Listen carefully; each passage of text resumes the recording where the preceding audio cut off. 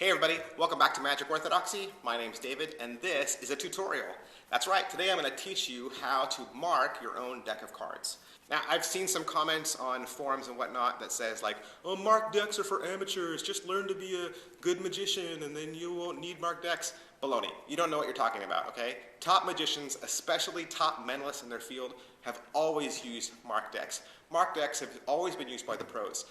Jean-Robert Houdin, he used the scratching principle. Bob Farmer, he made markings in the blades of grass around the bike rider. Usually marked decks are used by mentalists, and it's true you can do a lot of effects without marked decks that would appear to look just the same. And it's not cheating because you just have to think of marked decks a different way, and I think if you give it a try, you'll see some of the miracles that you can perform. They always say that the best marked deck is actually the one that you make. The pros, the professionals, the gamblers out there, they've always designed their own system, and the reason why is if you design the system, then it's going to be easier for you to memorize it. I'm going to use a red bike deck in this example, and when I make mine, I'll use a very thin red Sharpie. Not the bullet kinds, because the bullets are a little too thick. You want to use a fine tip. And so those colors are the closest. I have yet to find a blue Sharpie that works with the blue deck, but maybe if you know one, maybe you could let us know. There's also another way of marking a card that isn't adding ink to it, but would be taking ink away, and that would be called the scratch principle. Personally, I don't like the scratch principle because I find it's hard to make my scratches look consistent from card to card, but that's just me. There are a couple different types of marking systems for decks. I wanted to go through them really quick. The suits are usually found in what is called the cluster system.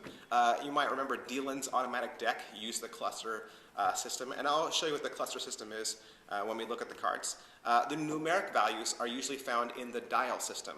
You want to think of the dial like you would thinking about going around a clock. Okay, so that would be the dial system. And then there's the far mark system. That uses both the daisy wheels at the top of the bike playing cards. It would use the value on the left and the suit on the right. So those are the three types of markings. All right, so here's our example of our card. And I could use a real deck of cards, but then I would have to hold the card still and the camera still, and it would be blurry, and you wouldn't get a nice, clean, crisp picture. And with my videos, I always try to do everything in HD if I can, and so I want to make this really super clear. So this is a screenshot of a rider-back 808 deck, and that's what we're going to use. And so this first one is we're going to look at the cluster system. Now the cluster system is going to be over here in the corner, okay, where you have this little wheel here. And in a normal deck, you're going to have 5 different little triangles, just like you have on this side. See, there's 5, 1, 2, 3, 4, 5. But on this first one, it's been outed with red, so I only see 4. And here's the system I use, and I'll tell you why I use it. I use the chased system, which is C-H-S-D. It spells the word chased, and that stands for clubs, hearts, spades, diamonds. See, really easy to remember. So you know that if the first one, like this, is blocked out, then it's the clubs. And if the second one is marked out, then it's hearts. And if the third one is marked out, it's spades. And if the last one marked out, it's diamonds. Of course, that leaves you with one left, and a really simple thing would be just to leave it alone. And perhaps if you had a card where they were all white, then that could be your joker card. I chose to actually darken it, and so I know that if the 5th one is darkened, those are my jokers. So again, from the beginning, you have clubs, hearts, spades, diamonds, joker, just like that. And you can kind of watch them go in succession. So that is the cluster method. Okay, and now we're going to use the dial method, and we're going to take a look at that. The dial method uses these 2 flowers up here at the top, the left and the right.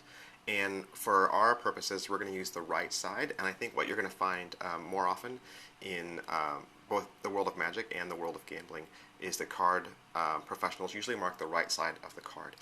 When the cards are being fanned, either in a spread or in a hand fan, you're going to see the right side the most. But hey, I don't want to tell you how to do your system, okay? Again, this is your system. You should do it exactly how you want and the way that you're going to remember it the best. As you notice, what we learned earlier with the cluster system, we're going to be using the spades. So the third cluster is knocked out. so we'll be using the spades. Okay, so the first thing you should notice is in the dial up here, nothing is marked out. Okay, it's a solid flower. That means this is an ace, which is a great way to find the aces. You can fan through the deck really fast and pull out every flower that isn't marked, and you will find all 4 aces. So we know that this is the ace of spades. Okay, then we're just going to go around the wheel 1 petal at a time. So the first petal to get knocked out will be the 2 of spades. This will be the 3 of spades, just like 3 on a clock. This will be the 4 of spades next, and then the bottommost one will be the 5 of spades. Now, I know on a clock you would think that that would be the 6, so you kind of just have to retrain yourself. 6 is going to be right next to it, and 7 is going to be straight across horizontally.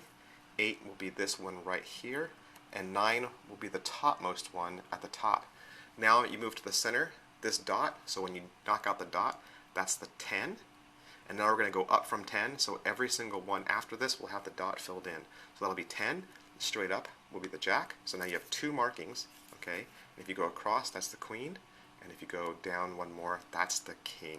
All right, so once again from the very beginning, just to overview real quick, you have the ace with no markings, the 2, the 3, the 4, the 5, the 6, the 7, the 8, straight up 9, middle 10, up 1 jack, over queen, and over king. That is the dial method.